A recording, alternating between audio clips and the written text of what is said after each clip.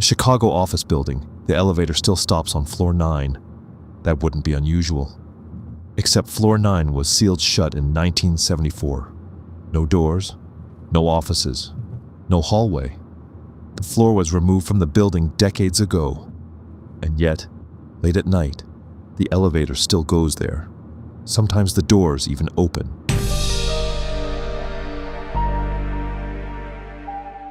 The building sits on West Monroe Street in downtown Chicago. It was completed in 1952, during a time when the city was rapidly filling with mid-century office towers. For decades, the building was completely ordinary. Law firms occupied the upper floors, accountants worked late during tax season, and insurance companies rented entire suites. Nothing about the structure stood out. 12 floors, 3 elevators, standard maintenance logs, routine inspections.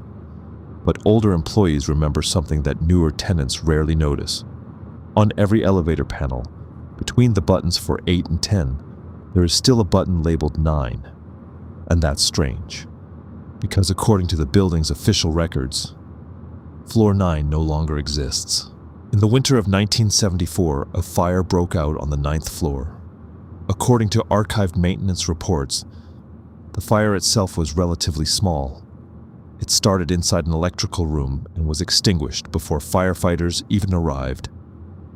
But the damage it left behind was unusual. Several support beams on that level were warped by heat.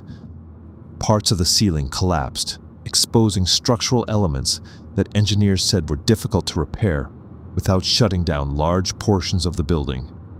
So the owners made a decision that seemed easier at the time. Instead of rebuilding the entire floor, they sealed it off, permanently. Within weeks, construction crews arrived to isolate the entire level. The stairwells leading to the 9th floor were blocked with reinforced concrete walls. Maintenance access panels were removed. Utility lines were rerouted to bypass the floor entirely. Even the elevator doors were welded shut.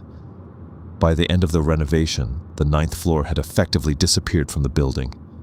Tenant directories skipped from 8 directly to 10. Office leases no longer mentioned the level. Over time, employees who worked there retired, moved away, or simply forgot. But one small detail remained untouched.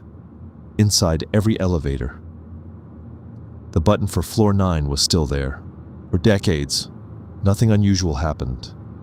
Elevators moved normally between the remaining floors, and the building operated like any other office tower in the city. Then, sometime in the late 1990s, a night security guard noticed something strange. The building was nearly empty after midnight. Only a few cleaning crews remained, and most lights were off. While watching the security cameras, the guard saw one of the elevators stop unexpectedly. It had been traveling down from the 12th floor, but instead of stopping at 8 or continuing to the lobby, the elevator indicator lit up with a number that wasn't supposed to appear anymore. 9. The guard assumed it was just a system glitch. Elevators malfunction sometimes, especially in older buildings like this one. But when he checked the maintenance log the next morning, something didn't add up. The system recorded every button press, every floor request, every stop. But according to the log, no one had pressed the button for floor 9. The command to stop there had come from inside the elevator's control system itself, almost as if the elevator had decided, on its own, to go there. Building management called in elevator technicians the following week. They opened the control panel and checked every wire behind the buttons. That's when they noticed something strange. The floor 9 buttons wasn't connected to anything. The wiring had been removed decades earlier when the level was sealed. Even if someone pressed it, the signal wouldn't go anywhere. The elevator physically could not receive a command to stop on that floor. And yet, the system logs showed that it had. Management assumed the problem must be inside the elevator computer, so the entire control board was replaced. A new system was installed, and the elevator software was reset. For several weeks, nothing unusual happened. Then one night, shortly after 2:13 a.m., the same elevator left the lobby and began moving upward. It passed floor 3, then 5, then 8. And when the indicator light changed again, it displayed a number that shouldn't have been possible anymore.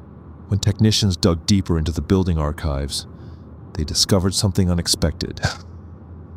The fire report from 1974 wasn't the only document connected to the 9th floor. Older maintenance logs mentioned something strange happening in the months before the fire ever started. Elevators stopping briefly on that floor, lights flickering, phones cutting out. At first, the incidents were blamed on faulty wiring, but one entry from a maintenance supervisor stood out. Written just 3 days before the fire, the note read, "Elevator 2 stopped at floor 9 again tonight. No button was pressed," which meant something unsettling.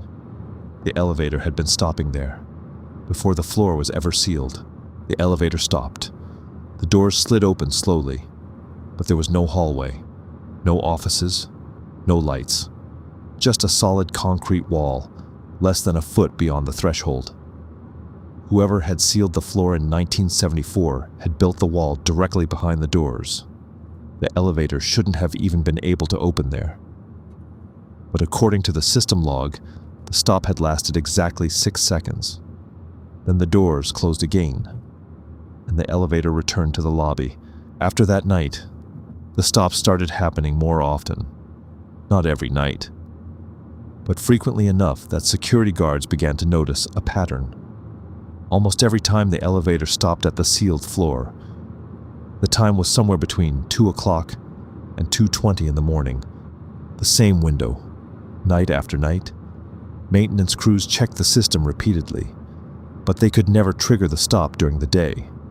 It only happened when the building was almost completely empty. Eventually, the building owners decided to remove the problem entirely. The floor 9 button was physically removed from the elevator panel. The metal plate was replaced. There was no longer any button to press. No label, no wiring, nothing. To anyone riding the elevator, it now looked like the building simply skipped from 8 to 10. And for a while, everything seemed normal again, until one night, a security guard watched the indicator panel as the elevator began moving upward. Floor 2, 4, 7, 8. Then the display changed again, but this time it didn't show a number. It simply displayed a blank space. The elevator stopped anyway. The doors opened, and according to the guard, for just a moment, the concrete wall behind the doors was gone. It was a hallway, dimly lit, and something moved at the far end.